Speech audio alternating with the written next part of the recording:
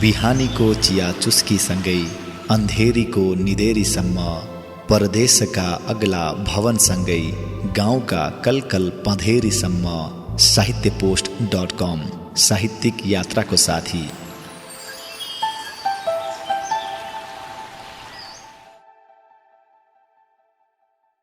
Germany चम्किलो देशमा रणकिलो स्वभाव।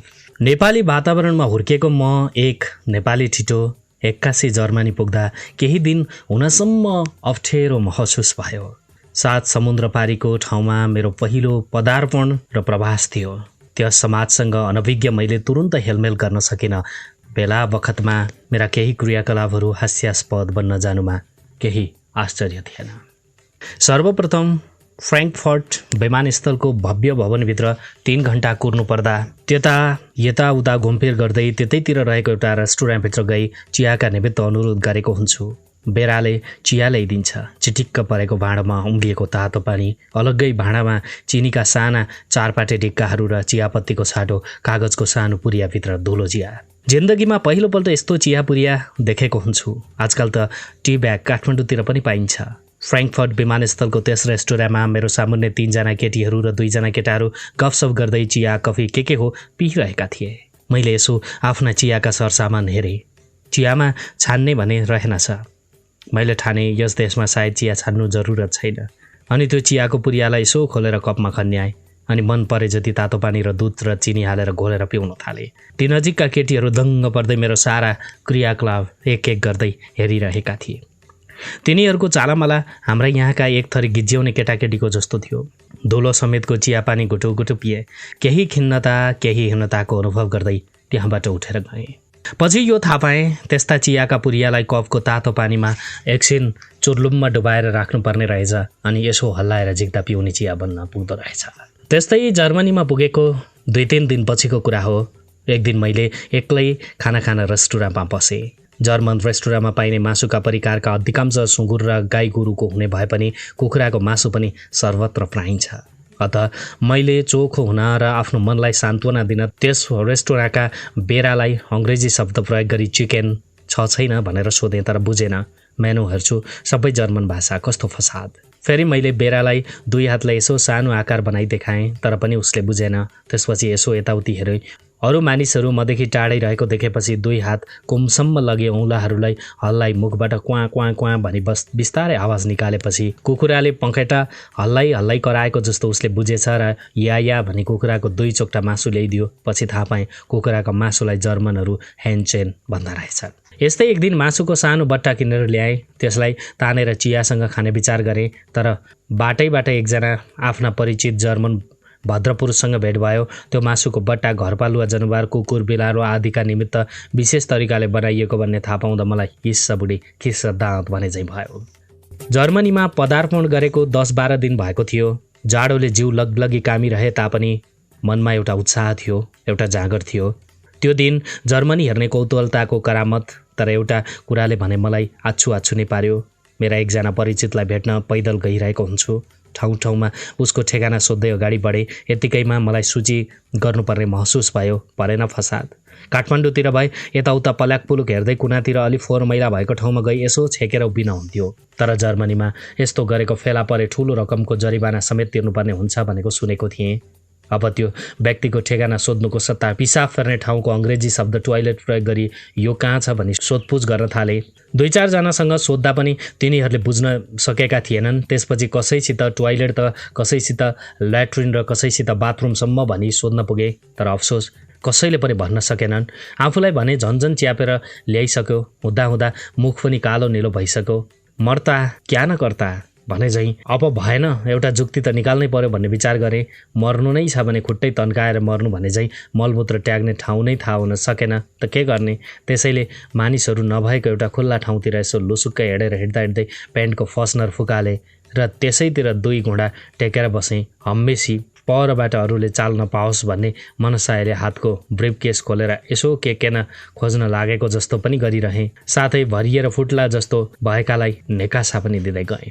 समाज र व्यक्तिको सम्बन्ध अपरिमित तथा अपरिहार्य हुन्छ। समाज बदलिँदै जान्छ, तदनुरूप व्यक्ति पनि बदलिँदै जानुपर्छ। व्यक्ति विशेषले मेरो गुरुको 12% भन्ने घिङ्याइ गर्छ भने समाज अघि बढ्दै जान्छ र त्यो व्यक्ति समाजले छाडेको टुहुरो बन्छ। हुन पनि जर्मनीको समाजसँग अनभिज्ञ मलाई पहिलो ज्यादै अप्ठ्यारो महसुस भयो। म त्यसबेला सायद श्री गोविन्दबहादुर गोठालेको म जुजुमान जस्तै भएको थिएँ, जो गाउँको सर्वपरिचित व्यक्ति भए तापनि 2007 सालपछिको तीव्र गतिले बदलिएको काठमाडौँको अफवाहदेखि अनभिज्ञ थियो। एक दिन काठमाडौँ स्थित आफ्नी सालीको घरमा पास्ने भोज खान जाँदा बैठकमा जम्मा भइरहेका ठुला बडाहरूको तातो गफसँग अपरिचित भई त्यहाँको सामाजिक धरातलसँग मिल्न नसक्दा उसले एउटा कुनाको झ्यालमा बस्दै आफूलाई एक्लो, दिनहीन तथा अस्तित्वविहीन सम्झेर त्यहाँबाट खाना नै नखाई कुलेलम ठोकेको कट्टु अनुभव जर्मनीमा मैले पटक भोग्नु परेको थियो। घाम र छायाको जिन्दगी एउटा यस्तो प्रक्रिया हो जसबाट तिता मिठा अनुभव जगेर्ना गर्न पाइँदो रहेछ। अहिलेसम्म जति देशको यात्रा गरियो त्यसमध्ये लामो समयसम्म बसेर विभिन्न पाराले घुमेर हेर्न पाएको देश जर्मनी हो र त्यसको स्मृति र सुखद अनुभूति जीवन पर्यन्त रहिरहनेछ भन्ने मेरो धारणा छ। महाविद्यालयको कठोर अध्ययन पुरा गरी विद्यार्थी जीवनको अन्तिम चरणमा पुगेको बेलाको कुरा हो। बिहा भएको भर्खर मात्रै भए पनि विद्यार्थी जीवनदेखि विमुख नभई त्रिभुवन विश्वविद्यालयबाट शोध कार्य गर्न चाँजो मिलाउँदै थिएँ। औद्योगिक व्यवस्था सम्बन्धी उच्च प्रशिक्षणका लागि जर्मनबाट छात्रवृत्ति पाएको थिएँ। अमेरिका, बेलायत, जापान आदि देशको भौगोलिक तथा आर्थिक तथ्यहरू जति अध्ययन गरी थाहा पाएको थिएँ, जर्मनीको विषयमा त्यति पाएको थिएन।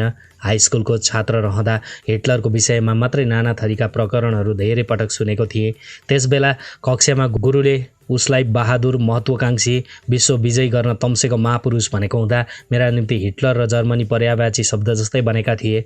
जर्मनी पुगेपछि मात्रै जर्मनहरूले पनि हिटलरलाई हेय दृष्टिले हेर्दा रहेछन्, जसलाई कपुत, निरङ्कुश, लठक, बौला, एकोरो भन्दा रहेछन् भन्ने थाहा भयो। देश बाहिर र भित्र हुँदा थाहा पाइने विभेद यसरी नै हो जस्तो लाग्यो। मङ्सिरको महिना काठमाडौँलाई जाडोले घप्लक्क छोपिसकेको हुन्छ। यसैको अन्तिम हप्तातिर जर्मनी प्रस्थान गर्ने दिन आइपुग्छ। 1.5 वर्ष अघि मात्रै विवाह गरेकी जीवनसङ्गिनी र 5 महिनाकी छोरी रिनालाई 1 वर्षको लामो अवधिका लागि छाडेर जानु कम कठिन कुरा थिएन। ममता र भावुकताले गर्दा मन मडारिरहेको भए पनि काठमाडौँ छाड्ने दिनमा प्रफुल्लता तथा उत्सुकताको अनुभव हुँदै गयो।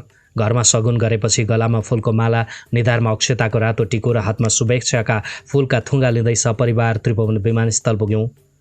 त्यहाँ एक जमात मित्रहरू बिदा गर्न आएका रहेछन्। सँगसँगै बसी बिदाईको फोटो खिचियो। लौ जाऊ है भन्ने मेरो आग्रहलाई धेरैले पुग्न साथपत्र लेख्न नबिर्सिनु भन्दै गए। मैले खाली टाउको हल्लाएँ। त्यहाँको त्यो छोटो अवधिमा जीवनसङ्गिनी तथा साना नानीतिर धेरै पटक मेरो चोर दृष्टि पुगेको थियो। हामी दुई जोइपै मुख भावले एक अर्कादेखि डराए झैँ तर्सिए झैँ थियौँ। मनको कुरा मुखमा ल्याएर भन्न नसक्ने अवस्था थियो।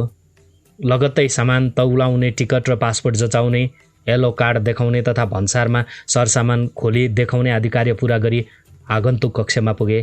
केही बेरपछि अरू यात्रुहरूसँग कमिला झैँ ताँतीमा लाग्दै यति विमानभित्र घुसेँ। बिदाको अभिनन्दन साथ यति उड्न थाल्छ। मेरो आँखा उपत्यकाको सेरोफेरो खोज्न थाल्छन्। हरिया पहाडहरू र सेतो हिमचुलीको पृष्ठभूमिमा अवस्थित काठमाडौँको सुन्दर, शान्त, विशाल भूदृश्यहरू। यो विशालताको एक छेउमा आफ्नो सानो संसार, बालबच्चा, जहान परिवार, बन्धु बान्धव, घर गृहस्थी आदि सबैलाई छडेर बिरानो देशमा केही दिनका लागि जानु जस्तो आफैले एउटा नरमाइलो वातावरणको सिर्जना गरिरहेको जस्तो लाग्यो। मलाई समेत लिएर उडिरहेको यति करिब 60-65 मिनटभित्रैमा कोलकाताको डमडम एयरपोर्टमा उत्रन्छ र त्यहाँ जर्मनीबाट आइपुगेको लुफ्थान्सा विमान हामीलाई पर्खिरहेको हुन्छ। यति विमानलाई छाडिसकेपछि नेपाल तथा नेपालीको नाम निशाना नै नभएको जस्तो मानौँ म एक्कासी सपनाको जस्तै वातावरणमा पुग्दछु। लुफ्थान्सा जेट विमानभित्र पस्दा आफ्नै स्वदेशी यतिमा गएझैँ लागे तापनि त्यहाँको वातावरण अन्तरङ्ग दृष्टिबाट फरक भएको पाएँ।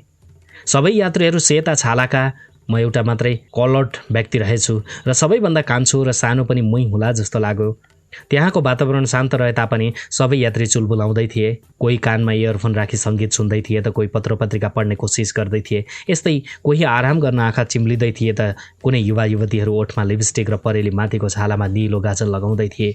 भरभराउँदो जवानीले युक्त कृत्रिम हिसी पार्न जानेका विमान परिचारिकाहरूको चुस्त व्यवहारले आफूमा उत्सुकता जागिरहेको महसुस हुँदै थियो। कोलकाताबाट बेलुका 8 बजेतिर उडेको विमान 1.5 घण्टामा दिल्लीको पालम हवाई मैदानमा उत्रियो। 6-7 जना थप यात्रीहरूलाई भित्र पसाले तुरुन्तै भारतको राजधानीबाट बिदा हुँदै आकाशिँदै उड्यो।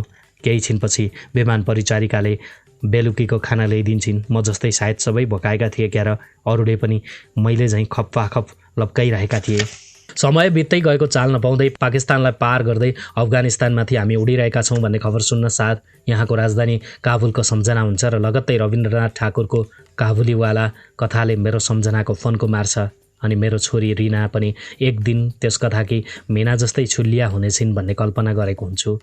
झ्यालबाट यसो बाहिर हेर्छु र चारैतिर चुक घोप्टिए झैँ अन्धकार थियो र तलतिर फट्टफुट्ट बत्ती बलिरहेको थियो। मेरो तन्द्रालाई भङ्ग गर्दै मुसु हाँसेकी परिचारिका अगाडि देखा पर्छिन्। बियर, वाइन, विस्की जसलाई जे मनपर्छ त्यहाँ सबै बाँड्दै आइरहेकी। त्यसपछि राम्ररी न्यानो गरी सुत्न कम्बलहरू बाँडिदिन्छन्। यसरी राम्ररी हेरचाह गरेकोमा परिचारिकालाई मनमनै धन्यवाद दिँदै गरेको हुन्छु। विमान आफ्नो धुनमा उडिरहेको हुन्छ। धेरैजसो यात्रीहरू निदाइरहेका हुन्छन्। आफूलाई पनि यदाकदा झपक्क निन्द्रा लागेको हुन्छ, तर फेरि ब्याउजिन्छु। उही रफ्तारले उडिरहेको विमानको झ्यालबाट बाहिर आँखा फेराउँछु। कतै कतै तल पृथ्वीमा आकस्मत झलमल्ल बत्तीहरू देखा पर्छन्। मस्तसँग सुतिरहेका कुनै सहर होलान्। मनमा अनेक तर्कना, सपना, विपनाहरू अँगाली त्यसै बसिरहन्छु। पृथ्वीमा बिस्तारै मिरमिरे उज्यालो हुँदै आएको क्रमशः आभास गर्दै आउँछ। हाम्रो विमान त्यस बेला युरोपको कुनै भूभागमाथिबाट उडिरहेको हुन्छ। यात्रीहरू एक दुई गर्दै ब्याउजँदै धमाधम ल्याबोरेटरीमा जाने धुनमा घुइँचो लागेका हुन्छन्। आफ्नो पालो आएर भित्र बसेपछि बाहिर धेरै लाम लागेछ, चाँडै निस्किनु पर्दछ भन्ने शिष्टाचार कुनै पनि स्त्री पुरुषले पालना नगरेको देख्दा अचम्मै लाग्यो। बिहानको चिया चमेना राम्ररी गर्न पाएकोमा दङ्ग परेको थिएँ। 8 बज्न लागेको थियो क्यार। हामी जर्मनीमाथि उडिरहेका छौँ भन्ने खबर पाएको हुन्छौँ। विकसित मुलुक जर्मनी देख्न पाउने क्षण नजिक आउँदा मन प्रफुल्ल भएको थियो। आधा घन्टा जति भित्रै हाम्रो जहाज फ्र्याङ्कफर्टको भव्य हवाई मैदान उत्रन्छ। संसारका ठुला विमानस्थल मध्येमा एक गनिएको फ्र्याङ्कफर्ट एयरपोर्टको लम्बाइ चौडाइ थाहा पाइन र थाहा पाउने कोसिस पनि गरिन, तर यसको टर्मिनल भवनभित्रको भव्यता र गरिमा देख्दा हुनसम्म प्रभावित भए। सार्वजनिक व्यक्तिहरूका निमित्त स्वचालित यन्त्रहरूद्वारा सेवा सुविधा पुर्याइरहेको कुरा जीवनमा पहिलोपल्ट फ्र्याङ्कफर्ट विमानस्थल भवनभित्रै देखेको हुन्छु। त्यहीँभित्र रहेको एउटा सेक्स सपभित्र कामसूत्र तथा यौनाचार सम्बन्धी रङ्गीन फोटोहरू समेत भएका पत्रपत्रिका मात्रै होइनन्, रबरका थरीथरीका सम्भोग साधनहरू समेत बिक्रीमा राखिएको देख्दा पूर्वीय संस्कृतिमा हुर्किएको मलाई छक्क पर्नु अस्वाभाविक थिएन। 3 घण्टा जतिपछि त्यहाँको संयोजक उडानद्वारा छात्रवृत्ति प्रदान गर्ने कार्यालय भएको ठाउँतिर उडेर गएको हुन्छु। त्यहाँ एकजना व्यक्तिले मेरो फोटो हातमा लिँदै मलाई पर्खिरहेका थिए। जर्मनीमा लामो अवधिको प्रशिक्षण लिनुअघि त्यहाँ सर्वप्रथम जर्मनी भाषाको अध्ययन गर्नुपर्ने बाध्यता रहेछ। यसै सन्दर्भमा मलाई उत्तरतिर रहेको आरोल्सन नामक एउटा सानो गाउँमा अवस्थित गोएथे इन्स्टिच्युटमा सिफारिस साथ पठाइयो। जर्मन भाषामा कामचलाउ ज्ञान मात्रै आर्जन गर्ने भए पनि भाषालाई सविस्तार सिकाउने त्यो गोएथे इन्स्टिच्युटमा 4 महिना बिताउनु म जस्तो प्रशिक्षार्थीका लागि निश्चय नै एउटा कठिन कार्य थियो।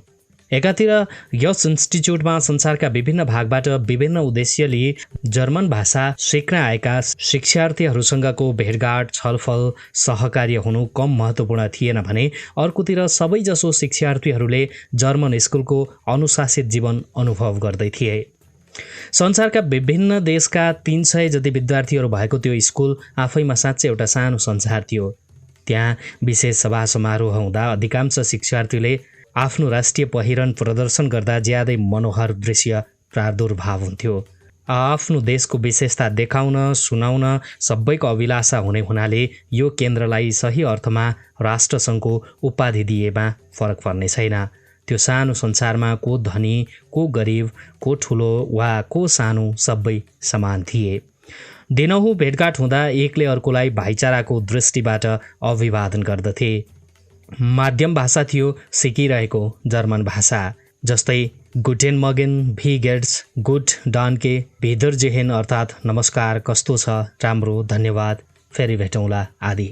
4 महिनासम्म भाषा अध्ययन गरेको त्यो आरोल्सन गाउँ कुनै राजपरिवारको निवास स्थान रहेछ। 17औं शताब्दीतिर जर्मनीका विभिन्न ठाउँमा असङ्ख्य राजा रौटेहरूले राज्य गरिरहेका थिए। यहाँको मुख्य राजदरबारको अवलोकन गर्दा मैले काठमाडौँका राणाकालीन दरबारहरू सम्झेँ। फरक खालि के थियो भने पुराना दरबारहरू जर्मनीमा राष्ट्रिय सम्पत्ति घोषित गरिएका छन् र तिनको स्थिति यथावत राख्नमा जर्मनहरूले प्रशंसनीय धैर्य एवं मेहनत गरेका छन्। तर काठमाडौँमा भने यी भत्काइँदैछन्। जर्मनीमा विभिन्न युगका दरबारहरू दुरुस्तै पहिलेकै अवस्थामा राखिएका छन्। दोस्रो महायुद्धमा ध्वस्त भएका राजदरबारहरूको पनि पुनर्निर्माण गरिएको छ। फेब्रुअरी महिनाको एक दिनको कुरा हो। भाषा स्कुल कक्षाका 12-15 जना मित्रहरूको भेटघाट थियो। सिकिरहेको भाषाद्वारा कसैले आफ्ना भावनाहरू राम्ररी व्यक्त गर्न सकेका हुन्नन्। स्वभावतः सञ्चारको माध्यम अङ्ग्रेजी भाषा बन्न पुगेको थियो। त्यस्तै फ्रेन्च भाषा बोल्नेहरूको मात्रै एउटा जमात बनेको थियो भने स्पेनिस बोल्नेहरूको अर्को जमात बनेको थियो। पछिल्लो दिन छुट्टी हुने भएकाले तथा स्कुलबाट पनि छुट्टिने समय नजिक आएको हुँदा सहभोज गर्ने निधो भयो। पूर्व व्यवस्था अनुसार सहभोज सुरु हुन्छ। मित्रहरू बियरका गिलास उठाउँदै तथा सेकाएको पोर्क काँटाले च्याप्दै आफ्ना डम्फु बजाउन थाल्छन्। बर्माका ऊ सुमिन्ट भन्छन्, थाहा छ मेरी घरबेटी बुढी निकै छुच्ची छिन्। अस्ति नै एक दिन पानीको ग्लास हातबाट फुत्किनाले भर्याङमा पानी पोखियो। अर्जना स्वरूप मलाई 5 मार्क जरिवाना गरिन्। ल कस्ती कप्टी हेर न, म त छक्क पर्छु। 2 गिलास बियर मुखमा खन्याएपछि टर्कीका ल्युटोफु गलेक सही थप्दै भन्छन्, हो ठिकै भन्यौ, यी जर्मनहरूलाई पैसा भएपछि अरू केही पनि चाहिँदैन। कोठामा म हिटरमा चिया पकाउँछु, करेन्ट शुल्क भनी महिनाको 20 मार्क तिराइहाल्छिन्। स्पेनिस मित्र जसलाई हामी छोटकरीमा पापा भन्थ्यौँ भन्छन्, यस्तोमा त मलाई भाग्यमानी भन्नुपर्छ बा, मेरी घरबुढी त साह्रै असल छिन्। हप्ताको एकचोटि आइतबारको दिन मलाई ब्रेकफास्ट दिन्छन्, साथै लुगाहरू पनि धोइदिने गर्छिन्। त्यसपछि कुराकानीले अर्को मोड लिन्छ। पोल्यान्ड निवासी मित्र आफ्नो देशमा परेको साम्यवादी दबावको मर्मस्पर्शी ढङ्गले सविस्तार वर्णन गर्छन् र आफू त्यहाँबाट भागेर जर्मनीमा बसोबास गर्न भाषा सिकिरहेको बेहोरा प्रस्तुत गर्छन्। त्यस्तै 2 अफ्रिकी मित्रहरू आफ्नो देश प्रकृतिले मात्रै सरापेको ठाउँ नभई अफ्रिकी जनतामा एकता नहुँदा तथा जातिगत ईर्ष्या द्वेषको कारणले गर्दा युगौं युगसम्म युरोपेली राष्ट्रहरूको दास बन्नु परेको बेहोरा प्रस्तुत गर्छन्। उनको भनाइअनुसार स्वतन्त्रता प्राप्त गरिसकेका अफ्रिकी राष्ट्रहरू पनि आज आफ्नो राजनैतिक अस्तित्वलाई नै सङ्कटपूर्ण ठान्छन्। जापानी मित्र इसाओ फुक्वाटाई ज्यादै ठट्यौली मिजाजका थिए। आफ्नो रोमान्स वर्णन गर्दै उनले भने, यी जर्मन केटीहरू ज्यादै हिसी लाग्दा हुनुका साथै मिलनसार पनि छन्। यिनीहरूलाई अलिकति तारिफ मात्रै गरिदिनुपर्छ, सजिलैसित डिस्कोथे लैजान पाइन्छ। यसरी विविध देशका मित्रहरूसँग भएको रमाइलो मिलन मेरा लागि हिजो मात्रै घटेको घटना जस्तो ताजा भएर आजसम्म पनि रहिरहेको छ। भाषा स्कुलबाट 4 महिने प्रमाणपत्र हासिल गर्न पनि मलाई निकै मेहनत गर्नु परेको थियो। त्यसपछि तालिमका निमित्त पहिलो गन्तव्य स्थान थियो जारबुख्रेन नामक जर्मनीको दक्षिण पश्चिमको रमणीय सहर। 4 महिनासम्म गाउँ बसेर गरेको कठोर अध्ययन एउटा तपस्या नै जस्तो भएको थियो। अनि यस रमणीय आधुनिक सहरमा 1 महिनाको कार्यक्रम बनि आउन पाएपछि बल्ल जर्मनीमा आए जस्तो लाग्यो। त्यो उराट लाग्दो भाषा स्कुली जीवनलाई पछाडि फर्केर हेर्ने घुम्ने उमङ्गको सुरुवात थियो। तालिमको तयारी समय हुँदा धेरै घुम्ने डुल्ने अनि थोरै मात्रै अध्ययन गर्ने काम हुन्थ्यो। त्यसबेला आफू बसेको ठाउँको वरिपरि बस्ने कोहीसँग मित्रता हुन गयो। एक दिनको कुरा हो, क्यामेरा साथमा लिँदै विभिन्न ठाउँको फोटो खिच्ने मनासायाले नजिकैको हस्पिटल हुँदै गइरहेको थिएँ। त्यसै बखत 4-5 जना हिस्सी परेका युवती नर्सहरू हाँस्दै आइरहेका थिए। तिनीहरूसँगै सजिलैसँग मित्रता हुनु र तिनीहरूले मलाई एकजना विदेशीलाई नजिकैको पबमा लगी बियर पिलाउँदै रमाइला गफहरू गरी नजिकैको व्यवहार गरेको क्षण साँच्चै नै चिर स्मरणीय रहेको छ। दोस्रो गन्तव्य स्थान स्टुटगार्ट सहरको भव्य कारखाना भवन थियो। 2000 भन्दा बढी कामदारहरू भएको यो वेनर एन्ड फ्लाइडेनर नामक आधुनिक मेसिनहरू बनाउने कम्पनीको वैज्ञानिक व्यवस्थापन हेर्न पाउनु मेरा लागि पहिलो तथा महत्त्वपूर्ण उपलब्धि थियो। धेरैजसो स्वचालित यन्त्रहरूको कार्यप्रणाली देख्दा आफू अर्कै संसारमा पुगेको अनुभव हुन्थ्यो। त्यहाँका मिस्टर ग्युन्टर आर्ट्स आफ्नो सम्पर्क अधिकृत हुँदा अधिकांश समय उनीसँगै बित्थ्यो। यस अत्याधुनिक कम्पनीमा कार्यरत मिस्टर आर्ट्स साह्रै नराम्रो मानसिक रोगले ग्रस्त भएका रहेछन्। 6-7 वर्ष अघि उनकी श्रीमतीको दुर्भाग्यवश मोटरसाइकल दुर्घटनामा मृत्यु हुन जाँदा उनको मानसपटलमा गहिरो आघात पर्यो र त्यस बेलादेखि उनलाई राति निद्रा नपर्ने रोग लागेको रहेछ। बिहानी पख 1-1.5 घण्टा मात्रै उनी सुत्न सक्ने रहेछन्। आर्ट्सको यो दयनीय अवस्था देख्दा वैज्ञानिक उन्नति जतिसुकै भए पनि मानिस आखिर प्रकृतिसँग हार खानुपर्ने नै रहेछ भन्ने कुरा मनमा झल्कियो। विकासतिर भर्खर बामे सर्न लागेका नेपालीहरू काम गर्न औधी अल्छी भए पनि उनीहरू धेरैको मुखबाट अफिस जाने भन्ने जस्तो धुन निस्किने गरेको छ। त्यस्तै विकासको चरम सीमामा पुगेको प्रत्येक जर्मनको मुखमा एउटा शब्द झुन्डिएको पाएँ, त्यो हो आर्बाइट अर्थात् काम। साधारणदेखि विशिष्ट श्रेणीसम्मका व्यक्तिहरूले पनि त्यही एउटा शब्दको ध्वनि धेरैचोटिसम्म उच्चारण गरेको मैले धेरै ठाउँमा तथा धेरैचोटि सुनेको छु।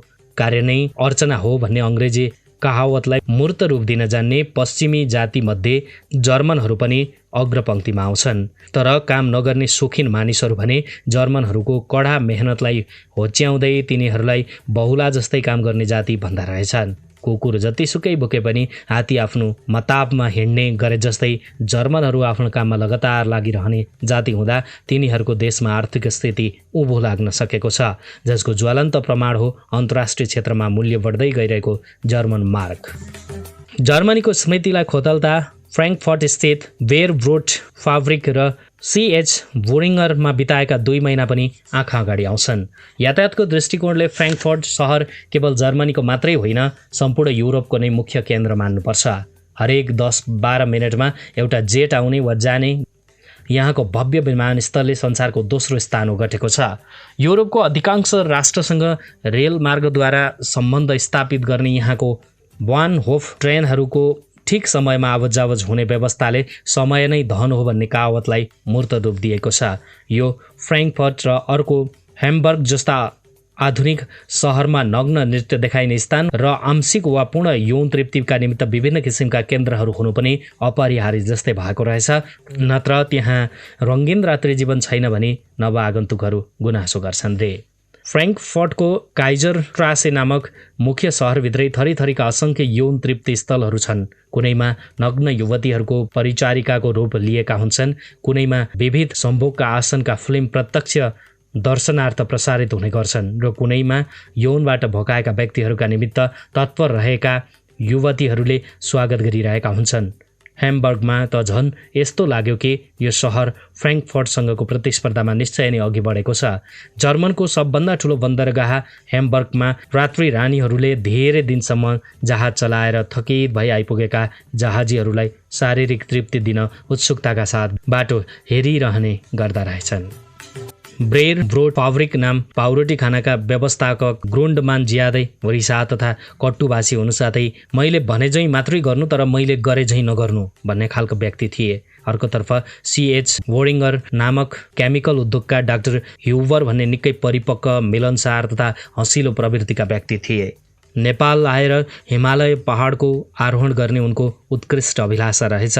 आधुनिक सहरको विस्तार तथा आर्थिक उन्नतिको क्रियाकलापमा मनुष्य समाजका लागि अभिशाप भइरहेको छ भन्ने तर्क प्रस्तुत गर्दै उनी हाम्रो जस्तो गरिब मुलुकका नाङ्गा किसानहरूको साधारण जीवनको निकै प्रशंसा गर्दथे। यी किसानहरूको दयनीय जीवन हृदय विदारक गाथाहरू बुझ्न निश्चय नै उनको नेपालमा पदार्पण गर्नुपर्छ भन्ने अनुरोध मैले त्यस वखत गरेको थिएँ। एक दिन फ्र्याङ्कफर्ट नजिक माइन्स नदीको किनारमा अवस्थित एउटा अति रमणीय सार्वजनिक बाटिकामा घुम्दै थिएँ। नजिकैको सानो गाउँबाट टहल्न आएका अधिकांश बुढाबुढीहरूको त्यहाँ जमघट भइरहेको थियो। आइतबार हुँदा सप्ताहन्त मनाइरहेका जस्ता देखिन्थे। एकजना बुढोलाई के सन्को चढेछ क्यार, आफ्नी बुढीलाई लिएर हाँस्दै अघिल्तिर आई शिरको टोपी फुकालेर हातैले माथि उचाल्दै भने, good morning gentleman, are you come from Indonesia or Philippines? यसरी त्यस व्यक्तिबाट आफूलाई इन्डोनेसिया वा फिलिपिन्सबाट आएका हौ भनी सोधेको देख्दा आफ्नो चेहराको छाँटकाटमा नेपालीपन नभएको हो वा नेपाली भन्ने जाति नै उसैले थाहा नपाएर हो कि भन्ने प्रश्न मनमा उठ्न थाल्यो। उसले प्रस्तुत गरेको मानवीय शिष्टाचारप्रति सही अभिनन्दनद्वारा प्रत्यात्तर दिए अनि केही क्षणका लागि ती वयोवृद्ध दम्पतिसँग क्षणिक मित्रता हुन गयो। 75 वर्षीय ती वृद्ध व्यक्तिको नाम हेर एक्टामायर अर्थात् श्री एक्टामायर रहेछ। यी दम्पति अझै तन्दुरुस्त देखिन्थे। वार्तालापद्वारा थाहा भयो उनीहरूका 2वटा छोराहरू र एउटी छोरी रहेछन्। सबै हुर्किसके। जेठो छोराले आफ्नै घर परिवार बसालिसकेको र बाँकी छोराछोरी क्रमशः ड्युसलडर्फ र म्युनिखमा जागिरद्वारा जीविकोपार्जन गरिरहेका छन्। हेर एक्टामायरको अङ्ग्रेजी भाषा निकै टुटेफुटेको थियो र आफ्नै बुढीलाई माई हस्बेन्डसम्म भन्ने भए तापनि उनको भावार्थ छर्लगिन्थ्यो। मैले आफ्नो देशमा प्रचलित संयुक्त परिवारका वृद्ध व्यक्तिहरूको हेरचाह परिवारभित्रै हुने कुरा सविस्तार सुनाउँदा ती वृद्ध दम्पतिमा निकै कौतूहलता झल्किएको थियो। तिनबाट थाहा भयो जर्मनीमा सरकारी नोकरीमा लागेका वृद्ध व्यक्तिहरूले पेन्सन पाएपछि तिनीहरूले सरकारबाट निर्दिष्ट गरेको कुनै पनि गाउँको घरमा बस्न पाइने र जीविकाका लागि सरकारले नै तिनीहरूको बन्दोबस्त गरिदिँदो रहेछ। यस्ताका हुर्केका छोराछोरी भएमा तिनीहरूले बडा दिनमा शुभकामना कार्डहरू पठाइदिने र वर्षको एकचोटि आउने बर्थडेमा आमा बुवालाई कोसेली सहित भेट गर्न आउनुपर्ने रीति रहेछ। त्यस वृद्ध दम्पतिले हाम्रो संयुक्त परिवारप्रति देखाएको उत्सुकता एकातिर बिर्सनै नसकिने खालको छ भने हामी पूर्वीयहरू पश्चिमेली समाजको नक्कल गर्न हतारिने बानी भएका छौँ। यो देख्दा को कसलाई ठिक भन्ने हो अन्यल परेको कटु अनुभव त्यसबेला मलाई भइरह्यो। जर्मनी अरू युरोपियन देशहरूभन्दा बढी प्रगतिको शिखरमा पुगेको देश हो। यहाँ स्वचालित मेसिनहरूको चमत्कार हेर्न लागेको छ। यत्रतत्र भवनभित्र र कतै कतै बाहिर चौबाटोमा पनि सेल्फ सर्भिस यन्त्रहरू राखिएका वा जडन भएका पाउँछौ। कुनै हट ड्रिङ्क्स जस्तै कोक, कफी, चिया लेखेका यन्त्रहरू हुन्छन् त कतै cold drinks, Coca Cola, Fanta, beer आदि पेय पदार्थ पाइने यन्त्रहरू। ती यन्त्रभित्रका वस्तुहरूको नाम सहितको लेभल लहरै रहेका हुन्छन्। तिनको एकातिर पुवालमा तोकेको पैसा खसाल्न साथ आफूले खोजेको वस्तुको लेभल मुनि रहेको बटन थिचिदिएमा गरम पेय पदार्थ भए भरिएको गिलास र चिसो पेय पदार्थ भए साँच्चै चिसो फ्रिजमा राखिएको जस्तो भरिएको सिसी वा क्यान फुत्त तल झर्छ। गरम पेय पदार्थमा त अझ यस्तोसम्म पनि छ कि चिनी राखिएको वा नराखिएको, दुध थोरै धेरै वा राख्दै नराखिएको आदि स्विच घुमाइ मिलाएर पैसा राखिसकेपछि इच्छा अनुसार प्राप्त गर्न सकिने रहेछ। त्यस्तै बाटाका कुना काप्चातिर जडान गरी मानौ त्यसै लापरवाही साथ फालिराखे झैँ भए तापनि तोकेको पैसा खसाल्न साथ आफूलाई मनपर्ने ब्रान्डका चुरोट पनि त्यस्ता यन्त्रबाट उपलब्ध गर्न सकिँदो रहेछ।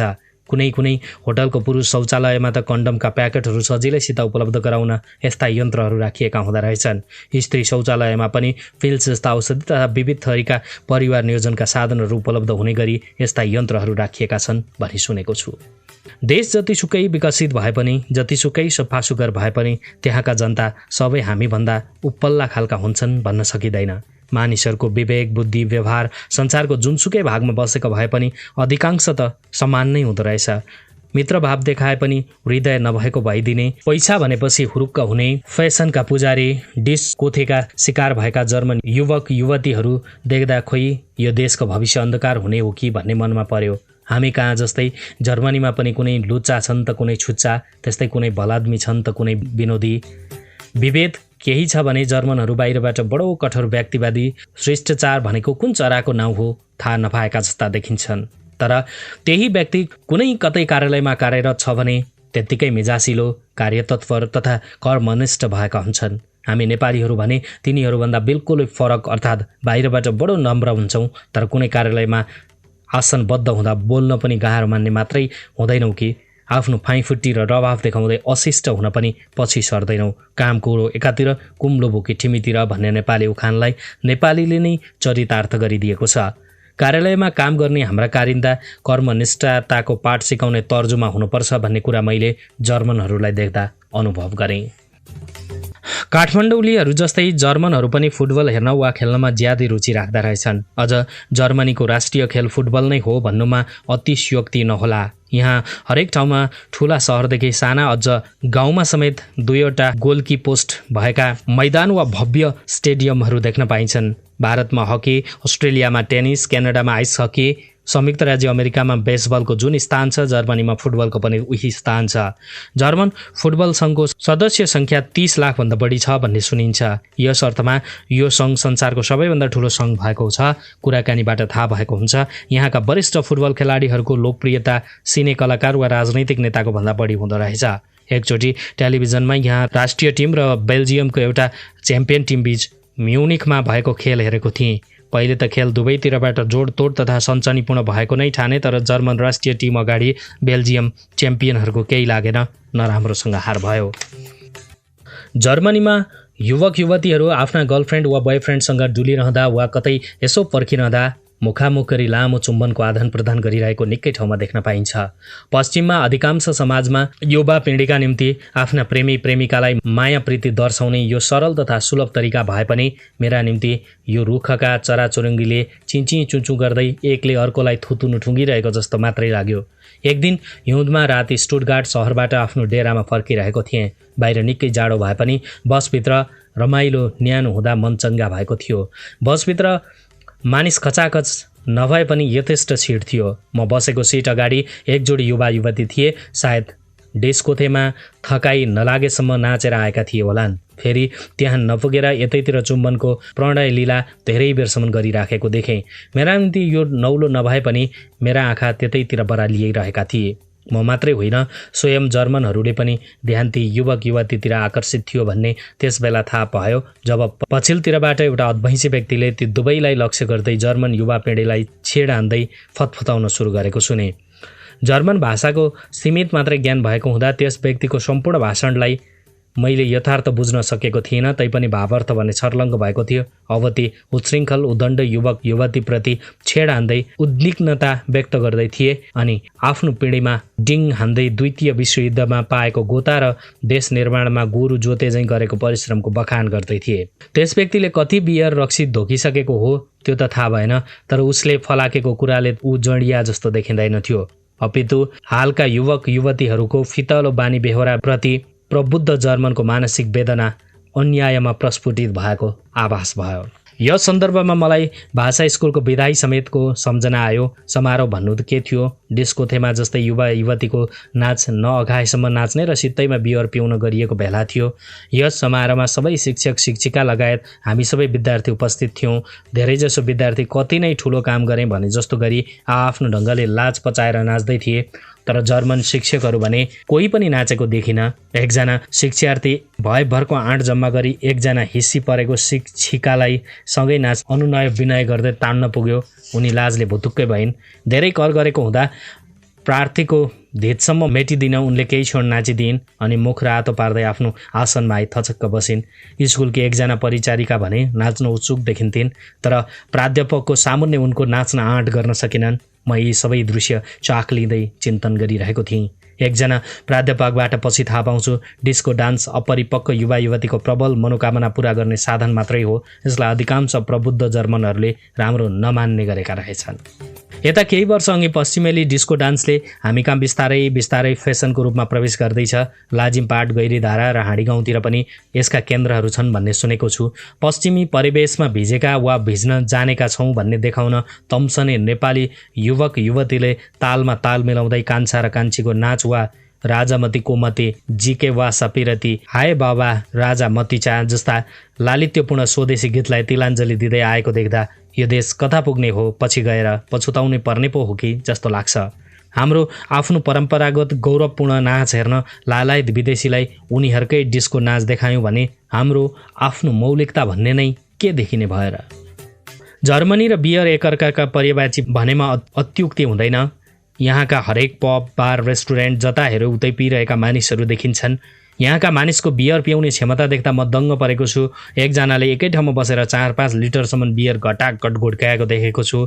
सालाखाला एक जर्मनले एक दिनमा जति बियर पिउँछ त्यति त एकजना नेपालीले पानी, चिया, कफी पनि पिएको हुँदैन। तर कुरा के हो भने जर्मनहरू बियर मजाका लागि पिउँछन्, नसाका लागि होइन। बियरका साथै जर्मनीमा रक्सीको पनि ठुलो खपत छ। तर प्रशंसनीय कुरा के लाग्यो भने जतिसुकै गिलास धोकिसकेका जडियाहरू पनि बेकार बकबक कराएर वा बाज्न न्यु खोजेर हिँडेको कतै पनि देखिने र त्यस्तै हामी कहाँ जस्तो कुकुरले मुखमा सूची गरेको पनि चाल नपाउने गरी बेहोस भएर लडिरहेको पनि कतै देखिन।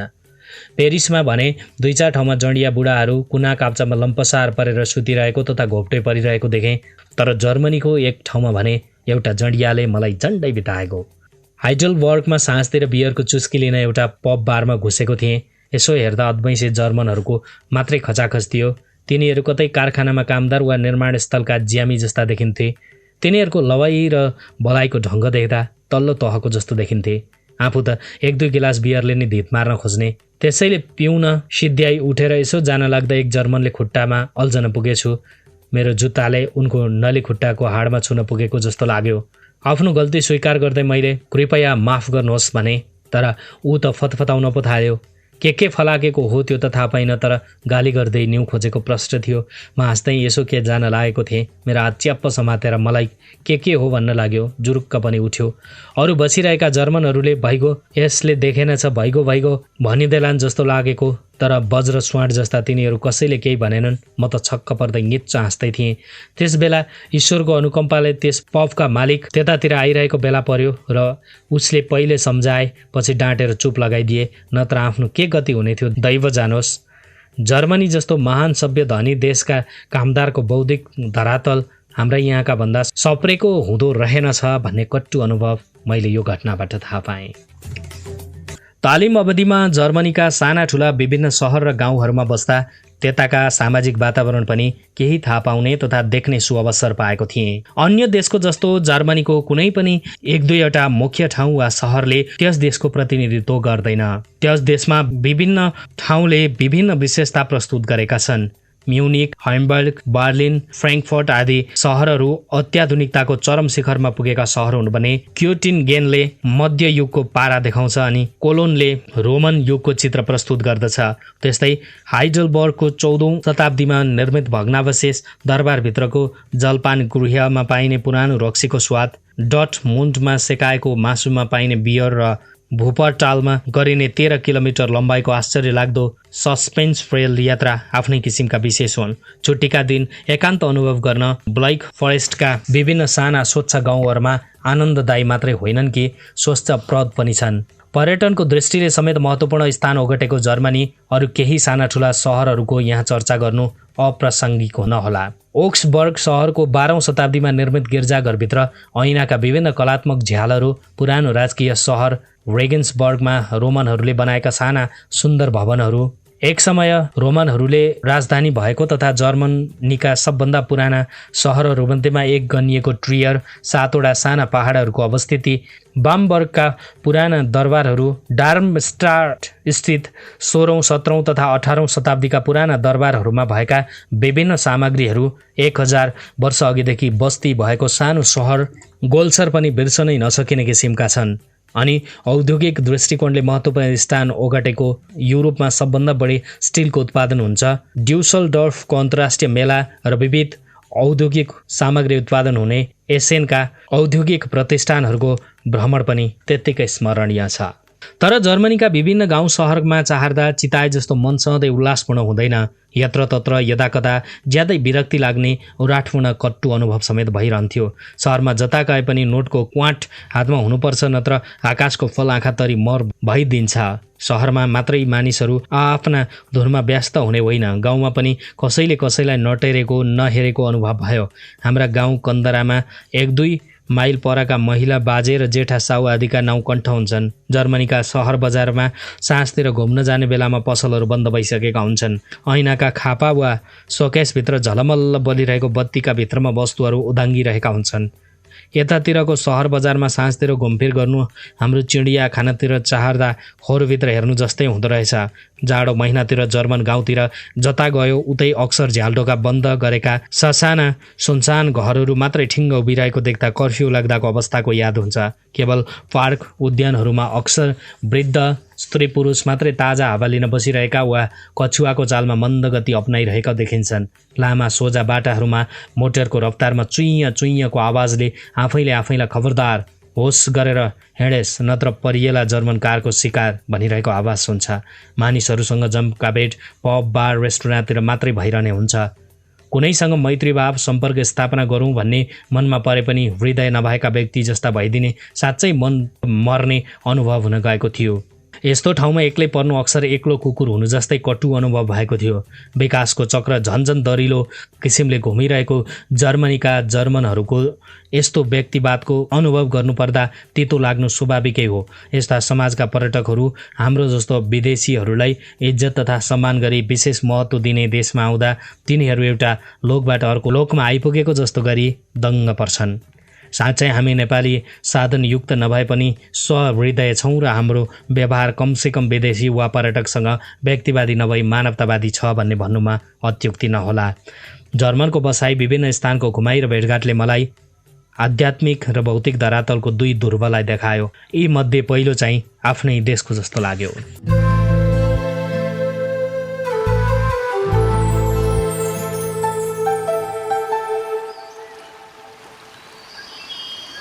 बिहानीको चिया चुस्कीसँगै अन्धेरीको निदेरीसम्म, परदेशका अग्ला भवनसँगै गाउँका कलकल पँधेरीसम्म। साहित्यपोस्ट.com साहित्यिक यात्राको साथी।